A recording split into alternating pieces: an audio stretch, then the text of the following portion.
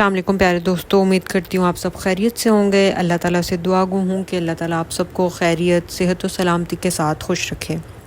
तो आजकल दोस्तों आपने सुना ही होगा, एक वैक्सीन HPV के नाम से काफ़ी मशहूर हुई है और उसका बहुत ज़्यादा ज़िक्र चल रहा है। तो वीडियो को एंड तक ज़रूर देखिएगा, वीडियो आपके लिए बहुत ही ज़्यादा इन्फॉर्मेटिव होने वाली है।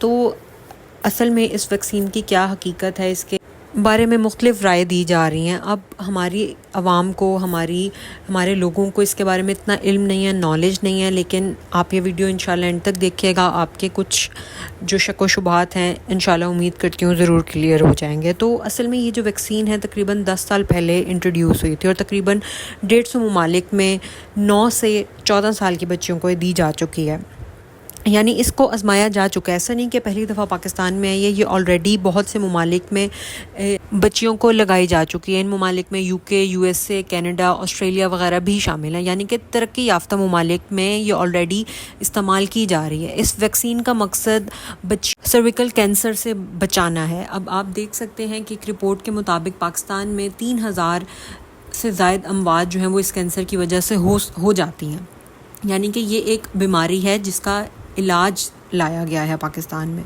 इसके लिए आजकल कोई मुश्किल नहीं है। अगर आपको इस हवाले से कोई भी कन्फ्यूजन है, आप इसके बारे में मज़ीद मालूमात लेना चाहते हैं, तो इसके लिए गूगल अवेलेबल है। आप ChatGPT ऐप का इस्तेमाल कर सकते हैं, आपकी कन्फ्यूजन आपकी दूर हो जाएगी। जैसे कि हमारे जो हेल्थ मिनिस्टर हैं मुस्तफ़ा कमाल, ये उनकी वीडियो है, उन्होंने भी इसमें गालिबन अपनी बेटी को उन्होंने वैक्सीन लगवाई है। तो यकीनन इसका कोई इस तरह से साइड इफ़ेक्ट तो साबित नहीं हुआ है। इसमें गूगल पे भी ये मालूमात अवेलेबल है, ChatGPT भी हमें ये बता रहा है कि इसका एज सच कोई साइड इफ़ेक्ट आज तक नहीं आया है। अब कुछ लोगों का कहना यह है कि ये वैक्सीन हमारी बच्चियों को बांझ करने के लिए इंट्रोड्यूस करवाई गई है या ये हमारी नस्लों को ख़त्म कर सकती है।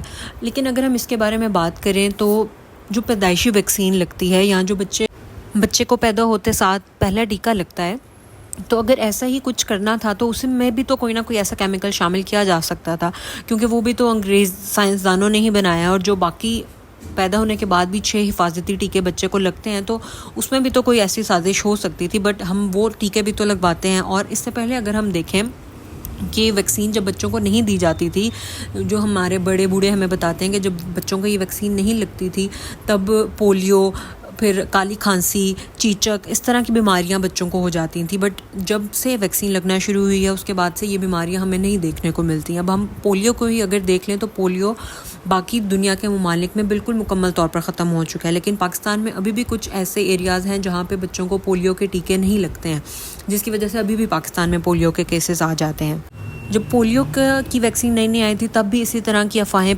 थी कि बच्चे और बच्चियों में ये इनफर्टिलिटी को बढ़ाने के लिए किया गया है और लोगों को, ख़ास तौर पर मुसलमानों की नस्लों को ख़त्म करने के लिए ऐसा किया गया, जबकि ऐसा बिल्कुल भी नहीं हुआ। अभी भी अल्हम्दुलिल्लाह अगर हम देखें माशाल्लाह ना सिर्फ पाकिस्तान में बल्कि दीगर ममालिक में अल्लाह के फजल से रोज़मर्रा की बुनियाद पर बच्चों की पैदाइश हो रही है। कोरोना के वाक़े को अगर हम देखें, रीसेंट वाक़या है, तब भी ऐसी बहुत सी अफवाहें हमने सुनी कि ये वैक्सीन नहीं लगवानी चाहिए, इसमें मुख्तलिफ़ साजिशें शामिल हैं, बट 2 साल के अंदर अंदर दुनिया के लोग यहाँ मरना शुरू हो जाएंगे। इस तरह की हमने बहुत सी मुख्तलिफ़ अफवाहें सुनी थी, लेकिन फिर भी लोगों ने लगवाई इस वैक्सीन को और अब तक हमें कोई अल्हम्दुलिल्लाह इसका कोई साइड इफ़ेक्ट नज़र नहीं आया। शौकत खानूम हस्पताल के CEO डॉक्टर फैसल सुल्तान और इस्लामाबाद की district health officer doctor Rashida Batool भी इस बात से एग्री हैं कि ये वैक्सीन औरतों को सर्वाइकल कैंसर से बचाने में मददगार साबित होगी। दरअसल इस हवाले से बहुत सारी मिस कम्युनिकेशंस हो रही हैं, इसलिए भी चूँकि मैं मेडिकल ख़ुद पढ़ चुकी हूँ तो काफ़ी रिसर्च करके गूगल पर, ChatGPT पर मैंने ख़ुद इस हवाले से रिसर्च किया और काफ़ी सवालात के जवाबात मुझे मुस्बत मिले हैं। तो मेरा मशवरा आपको ये है कि आप भी इस पर थोड़ी सी रिसर्च करें, अफवाहों पर यकीन ना करें। आखिर ये हमारी बच्चों के मुस्तकबिल और ज़िंदगियों का सवाल है, तो लिहाजा अल्लाह ताला पर भरोसा रखें। और मैं आपको अल्लाह ताला का एक ऐसा सिफाती नाम भी बता देती हूँ जिसको पढ़ने से इंशाल्लाह आपको, अगर आप ये वैक्सीन लगवा भी लेते हैं तो खुदा ना ख्वास्ता इसका कोई साइड इफ़ेक्ट आपको नहीं मिलेगा। तो अल्लाह ताला का सिफाती नाम या हफीज़ु, जैसे कि आप मेरी स्क्रीन पर देख रहे हैं, आपने इस तरह पढ़ना है कि 3 दफ़ा आपने अव्वल में दरूद शरीफ पढ़ना है, ठीक है। उसके बाद आपने एक तस्बीह या हफीज़ों की करनी है, यानी कि 100 दफ़ा आपने या हफीज़ों पढ़ना है और एंड में फिर आपने 3 दफ़ा दरूद शरीफ पढ़ना है।